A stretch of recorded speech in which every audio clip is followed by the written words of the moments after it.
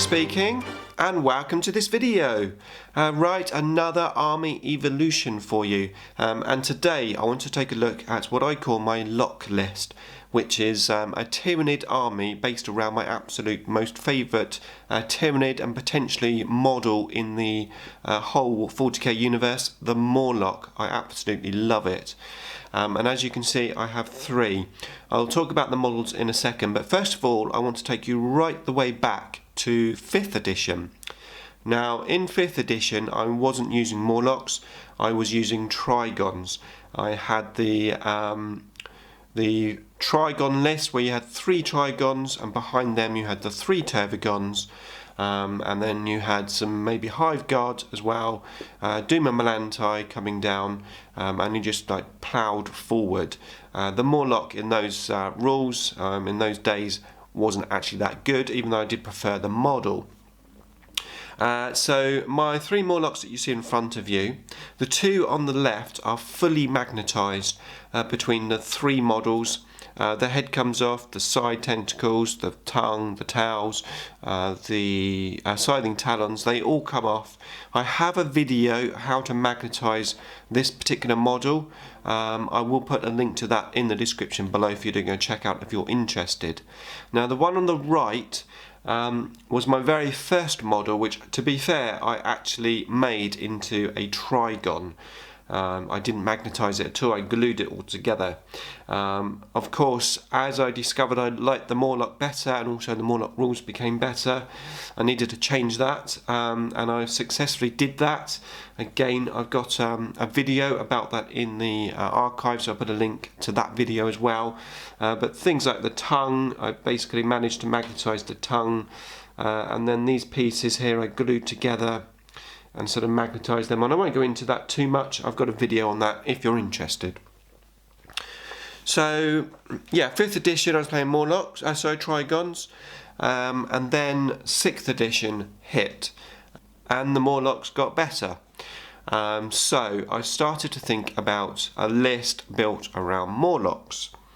Now at this particular time I just had the 2 Mawlocs painted, so I was trying to play with painted models as much as I could, so I was just playing with the 2 Mawlocs in this first initial list. So that's exactly where I started it. Now it's almost like a themed list, because I'm basing the army around Mawlocs, but it's not necessarily a themed list. I don't know that just 2 Mawlocs would be a themed list.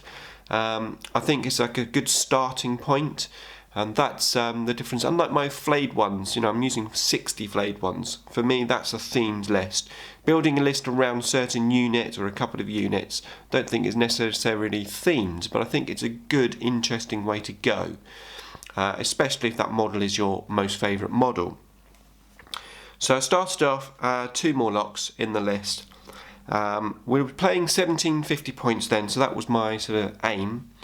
And HQ wise, a Winged Hive Tyrant was still pretty decent then. I had the Devourer's adversary on there as well, and I was swapping out for the Biomancy powers. So I had that as my HQ. Troops wise, sticking with 2 Tervigons, and of course in those days he could put his powers onto the Gants. So I had the Catalyst on there, Adrenal Gans and Toxin Sacs. 2 groups of Gants, 15 Gants in a Mycetic Spore coming down with his Devourers, 15 of those, and then I had 19 just normal Gants just at the back to help support the Tervigons that were troops. I then had 3 units of Hive Guard. Now it's fair to say I was using proxies. I was using warriors as Hive Guards because I didn't have any Hive Guards then. Yeah, I was using 3 units of Hive Guard to give me that shooting ability to pop open tanks, etc. The list worked quite well, but I did notice a few things really. The Mawlocs, in those days you could place your Mawloc on the table, and then turn 1 you could burrow it and put it into ongoing reserve, which was great. But you did come into situations where maybe you couldn't necessarily put the Mawlocs on the table, or maybe you didn't have first turn and you couldn't hide them. very well. So I decided I wanted Hive Commander on the Flyrant, giving me +1 to reserves rolls. That meant that I could hide the Mawlocs off of the table, almost guarantee, apart from a 1, that they would come out on turn 2. And also it would mean that my other reserves, like my drop pod, would come out turn 2. Now, at this moment in time, I'd finished painting my defence line, so I really wanted to get my defence line into the list, and I thought it would work quite well to have my Tervigons behind a defence line. So I made way for that and for the Hive Commander, etc., by dropping a unit of Hive Guard and making way also for Duma Melanti with the Mycetic Spore to come down. So my new list was very similar to the first one. I had 2 Mawlocs, still 1750 points. I had the defence line in there, 2 Hive Guards, groups of 2, so I dropped that down from 3 to 2, making them a bit cheaper, allowing me to get Duma Melanti in there. And then I put the Hive Commander on the Winged Hive Tyrants. The Termagants I just muddled with the quantities, but effectively they were the same. I think I had a group of 17 in a pod and then a group of 20 on the ground. And all of a sudden that list was looking a lot stronger at the 1750 points. The Duma Melanti, a fantastic distraction unit at the time. The defence line really giving my troops some like defence, and of course the Flyrant really helping with those reserve rolls. So I was pretty happy with that list, what I would call the Stinger list version 2. So that was really good, very happy with that. I had some great success with that list. Next, what happened was we moved our games up to 2,000 points. So I had to come up with an additional thing for that. And the most obvious thing for me was to add another winged Flyrant. We are still in 6th edition here, but I went for another Flyrant. I had to keep him cheap, so I just went for the Scything Talons. On this guy, I had the miasma, toxin miasma, and I think I had the implant back in those days. And everything else looked the same, basically. That was pretty much 250 points. Adding the extra Flyrant really gave me some good attacking facilities. And of course, so the idea was basically that I had my troops all at the back behind the defence line taking objectives.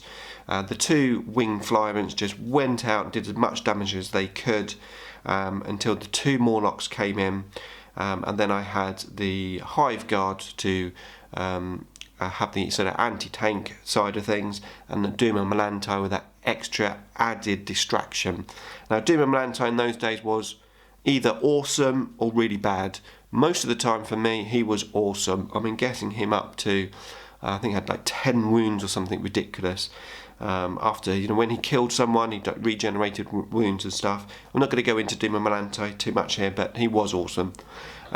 So that was where I was in 6th edition at 2,000 points. We then had a massive change for the Tyranids. So we ended up with a Tyranid Codex that had no drop pods.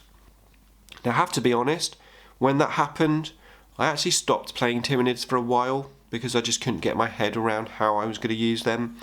It took me a while to get back into them. When I did, I went back to the lock list, maintaining my most favourite model, and just tried to work a list around them, but the list looked dramatically different. So I had the 2 Flyrants because of course they were still good, and I still had Hive Commander on one of them. I changed the Scything Talon Flyrants for Devourers because of course they ultimately are the best. So those were my 2 HQs. I kept the 2 Mawlocs of course in heavy.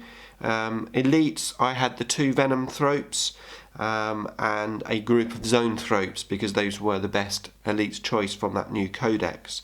I then just had to really pump out as many troops as I could because at the end of the day we are going to be walking across the board. So I had some warriors for some synapse with Death's Bitters, and then I had 2 groups of 20 termagants with devourers, and then a group of 20 termagants with the normal gun and 15 devourers. Then I went in for some hormagaunts with toxin sacs and adrenal glands, and a group of 9 rippers, just really pounding those troops down on the table, ready to take losses, try and make it across the board, and the 2 Mawlocs coming in for distraction. It worked. It wasn't as much fun without the pods, but I gave it my best shot. So that was my list for the new codex.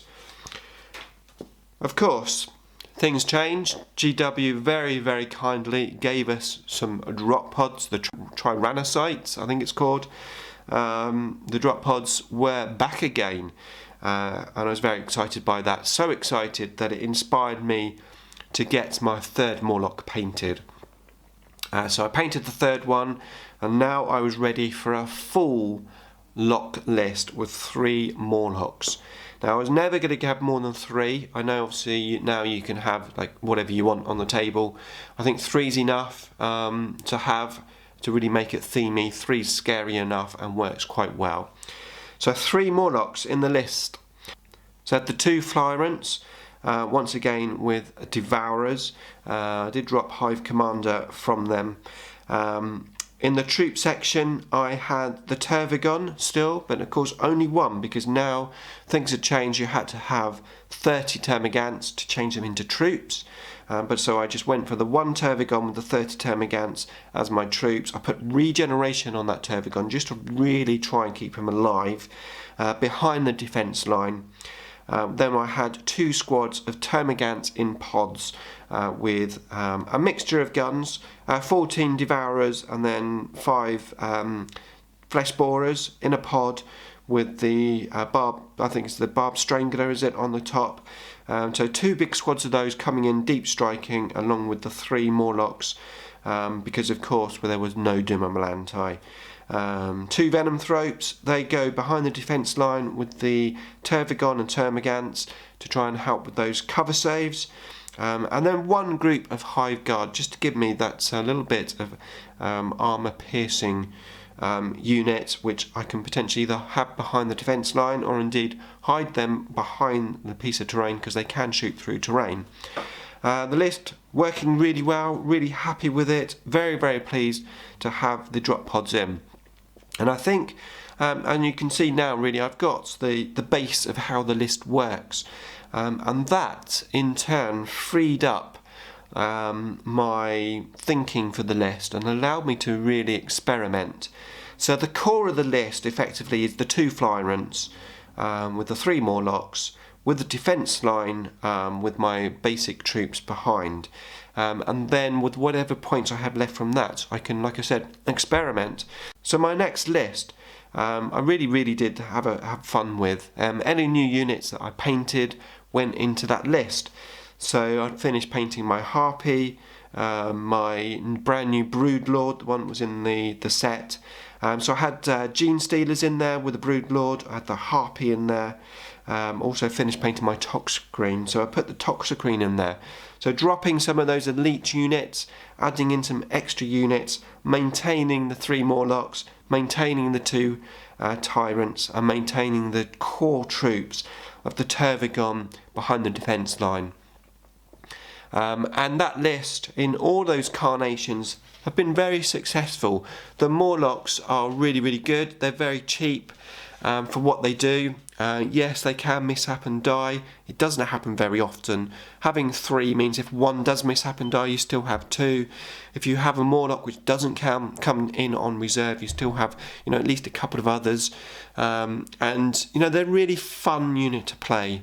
I really do enjoy playing them. And the list on the whole has worked really well for me, so I'm very happy with it. As I said, it's not exactly a themed list, it's sort of a theme list. It's a very workable list, and to be fair, it's pretty competitive as well, so I've had a lot of fun with it. So I really hope you enjoyed this little chat about my Mawlocs. I hope potentially it may have even inspired you to make a list based around a unit or a couple of units. And as I said, the key thing really is to come up with a core set of models for the list to work, and then throw in a few extras, a few fun units in the mix as well that you can use. So the list will still work regardless of those extra models that you have in the army. Okay, so that's it for this video. Thanks so much for watching as always, and I'll see you in the next one.